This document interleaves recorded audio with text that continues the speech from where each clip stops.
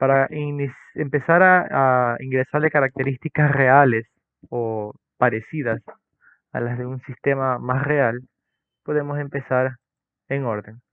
Para la red infinita, vamos a denominarla con el mismo nombre que viene por defecto. Revisamos en la sección de LogFlow, estas son características operativas del elemento, es decir, es una barra de tipo PV, es decir, voltaje controlado y potencia controlada, su modo de control local. Por ahora dejamos que el voltaje sea de 1 por unidad y no hacemos ningún cambio más.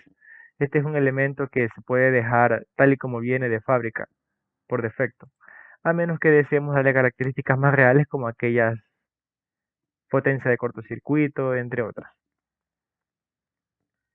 Para el bus o la barra, vamos a darle un nombre de red infinita, por ejemplo. Vamos a tener aquí un sistema de 69 kV reducido a 13.800 voltios mediante el transformador. Para ello, contamos que sea un sistema de tecnología de 3 fases y AC. En el load flow, pues de igual manera podemos observar otro tipo de características que por ahora no vamos a cambiar. Hay que tener en cuenta lo siguiente. Hay una sección denominada como type. Esta sección es bastante importante, ya que hay que tener una distinción en lo siguiente. Si nosotros queremos darle características reales de equipo o de elementos, tenemos que crear o escoger un type. Si quisiéramos un type de Power Factory, que viene en la librería del software, pues escogeríamos Select Global Type y nos manda directamente a la librería de Power Factory en el Data Manager, a la sección de barras y nos muestra las barras con sus diferentes niveles de voltaje que vienen en la librería del software. Pero si deseamos una barra particular con características particulares, creamos un nuevo type solo para el proyecto. De ese modo podemos darle el nombre. Nosotros vamos a denominarle como 69 bus KB con ese formato y que el voltaje nominal sea de 69 KB. Podemos poner así. Por ahora no nos interesan otras características, únicamente esta. Recordar que el type de un elemento en Power Factory lo que significa y lo que representa son las características reales del equipo. También podría considerarse como características nominales, dado que una barra no es un equipo en sí, se lo puede interpretar como si fuera uno. De ese modo, acá, recordar que esta es la ventana del elemento dibujado, esta sería una capacidad operativa o una característica operativa. Ya vamos a ir viendo qué significa aquello. Si vemos la otra barra, vamos a denominarla como barra motor. Por cierto, no se cambió el nombre. Vamos a poner barra infinita y barra motor.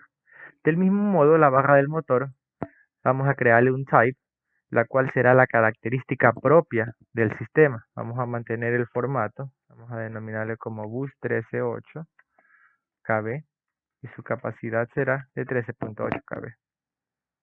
Le damos OK y acá, que es el voltaje de operación, vamos a ponerle también 13.8 y a mantener el tipo de tecnología que es ABC y un sistema trifásico. Ahora, hasta el momento podemos observar nuestro Data Manager y ver que en red, en esta sección, recordemos, arranque motor, Network Model, Network Data, ya tenemos en red varios elementos. Estos son los elementos que se han añadido en red. Tenemos por ahora 5 elementos. La red infinita, 2 barras, un transformador y una máquina síncrona. Lo mismo que se ve en el Data Manager. Otra cosa importante a notar es en la sección de librerías y específicamente aquí en Equipment Type Library, vamos a tener los types que iremos creando en este proyecto.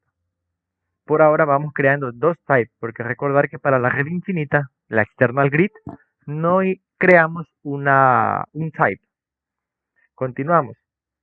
Vamos a crear dos types más, uno para el transformador y otro para la máquina síncrona, el motor de inducción. Para el transformador, podemos denominarle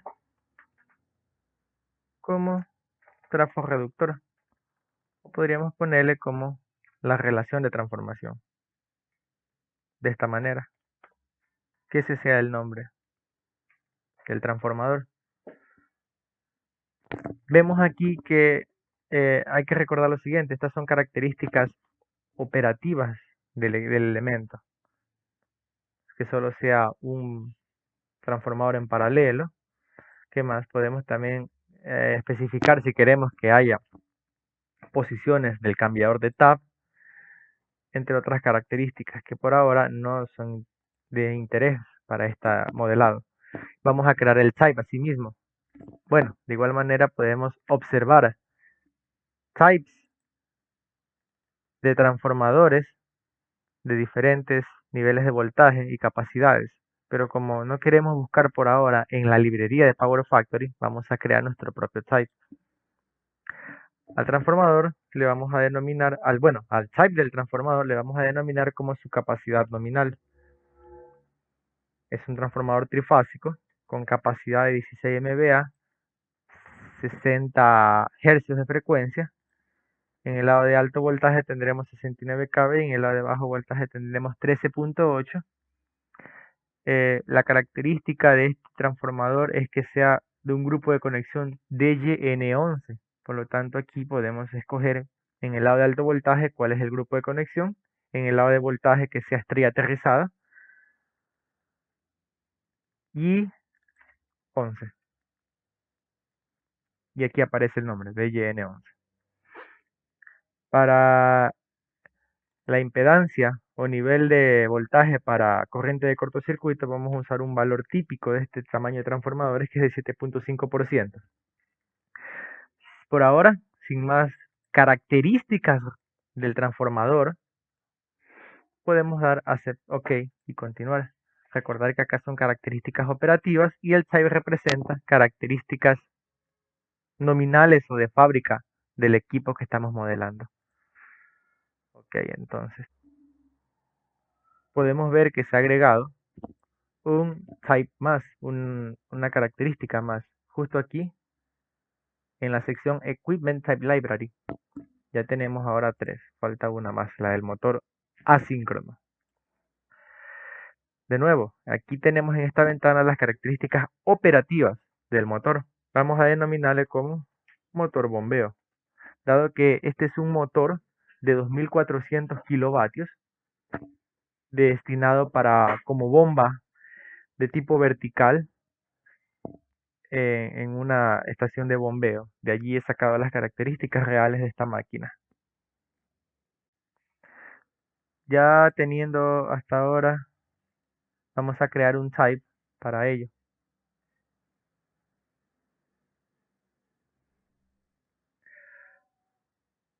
Tenemos la siguiente tabla del motor de inducción. El motor de inducción tiene la siguiente hoja de datos, la cual son los valores reales de un motor General Electric de eje vertical de 2.4 megavatios, destinado como motor de bombeo. Y estas características vamos a ingresarlas. Vamos a hacer un preliminar análisis de cuáles son los datos que vienen en esta máquina. Tenemos un momento de inercia del eje, que viene aquí como 945 kilogramos fuerza por metro cuadrado. Tenemos el voltaje nominal de la máquina, 13.800 voltios, junto con su frecuencia nominal, la potencia nominal y la cantidad de polos que tiene. Tenemos la velocidad nominal, es que es menor a la síncrona, que da 3 pares de polos. La corriente nominal 118 amperios. Los par nominales, el kVA nominal que es 2820, eso incluiría la potencia reactiva que consume el motor. El grupo de conexión del estator que sería estrella flotante. Tenemos también la resistencia del estator. Viene dada como ohmios en línea a línea. Recordar que es un motor de estrella flotante. no es estrella aterrizada, no se tiene acceso al neutro de la estrella. La relación X sobre R del estator. Otro dato muy importante es la corriente de rotor bloqueado, es decir, la corriente de arranque sería en este caso, 5 veces la corriente nominal o también de 500%. Tenemos el par de arranque y el par mínimo y el máximo. De este modo, estos tres valores son un referencial para la curva del motor de inducción. Aquí abajo tengo tres datos que he calculado, pero a partir de esta tabla. Dado que tenemos la relación X sobre R y la resistencia del estator en su valor ohmio, es decir, su valor real, podemos sacar la impedancia base de este motor y con ello sacar la resistencia del estator mismo, pero en valores por unidad, lo cual está aquí. Usando la relación X sobre R, simplemente multiplicamos y tendremos la reactancia del estator, X sobre S. Y este valor que lo vamos a ver más tarde, dentro de un rato, para como reactancia de magnitud. Procediendo entonces, vamos a introducir dichos valores en el motor, en el type del motor. Entonces, vamos a denominarle con las características del motor. 1400 kilovatios. Tiene un voltaje nominal de 13.8 kV. Tenemos la opción de añadir más o menos características. Por ahora nos interesa tener parámetros eléctricos y tener la potencia mecánica, la cual será 2400 kilovatios. Esto aquí vemos que se ajusta automáticamente la potencia aparente. Recordar que debemos conseguir un valor de 2820, como indica aquí. Este valor será obtenido aquí mediante el modelado. Cada vez que vayamos cambiando y agregando los diferentes datos, va a ir cambiando ciertos valores. La frecuencia nominal 60. Número de pares de polos son 3, dado que la placa del motor dice que es de 6 polos. Su grupo de conexión, estrella flotante. Por ahora no tenemos datos de secuencia 0.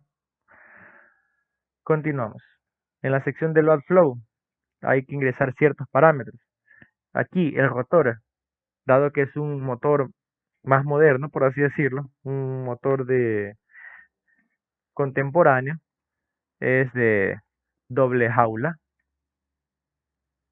Y aquí está el dato que había mencionado, la resistencia del estator. Los datos lo da como en valores de ohmio, pero tenemos que ingresarlo en valores por unidad. Este de aquí es la reactancia del estator, que gracias a la relación X sobre R es posible ingresarla. Aquí, en reactancia de magnetización, vamos a poner el valor de 2.8 y explicamos por qué. Dado que tenemos aquí, como ven en color gris, no se puede editar, simplemente el software lo calcula automáticamente. Tenemos aquí los valores de par mínimo y máximo. Recordar que el par mínimo de un motor de inducción corresponde al par de arranque y el par máximo pues es el par que se alcanza a cierta velocidad cercana a la nominal. De modo que tenemos que conseguir que el valor denominado como locked rotor torque se alcance al par mínimo y el valor denominado como torque at stalling point sea el par máximo. El par máximo es del 200% o 2 por unidad. Tenemos acá un valor de 2.47, como se ve aquí, lo cual es una aproximación regularmente buena. Y acá tenemos un par mínimo del 75% o del 0.75 por unidad. Acá tenemos uno de aproximadamente 0.73 por unidad. Una aproximación suficientemente buena. Continuando. Aquí tenemos la corriente de rotor bloqueado, efectivamente 5 por unidad. Tenemos la relación R sobre X, pero la placa nos da el inverso, que sería X sobre R. Lo único que hacemos es invertirla. Y anotamos la que nos da la placa. Continuamos con otros. Aquí este es un calculador de caballos de poder que tendría el motor. Aquí nuevamente pide la resistencia del estator, que es la que ya habíamos calculado, también en valores por unidad. Aquí a la derecha aparecen en color azul cálculos de las diferentes reactancias y resistencias entre el estator y el rotor, dado los valores que hemos ingresado.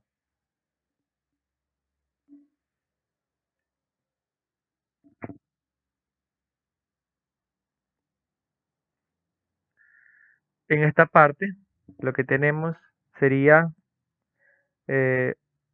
un dato adicional, que es el momento de inercia propio del motor. Este era el momento de inercia del rotor, el cual sería 945 kilogramos fuerza. Aquí lo vemos. Lo ingresamos. Ya aparecen acá los mismos datos que ya habíamos ingresado. De igual modo acá, si vemos la sección de Advanced, lo que nos muestran es una serie de curvas a diferentes voltajes nominales, es decir, voltaje en los terminales del motor. Si regresamos a la sección de Basic Data, vemos que en potencia aparente, aquí, hemos conseguido aproximadamente la potencia aparente que dice la placa. La placa dice 2820, acá hemos conseguido 2848. Es decir, el modelado de este motor se aproxima de manera suficientemente buena al motor real. Vemos que la velocidad nominal que calcula el software es de 1189 RPM, mientras que acá es de 1185. Con esto tendríamos todo el modelado de un motor de inducción utilizando datos de placa.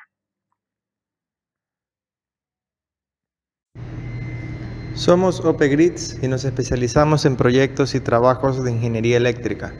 Con nuestro equipo de colaboradores realizamos este y otros análisis como asesorías y consultorías particulares.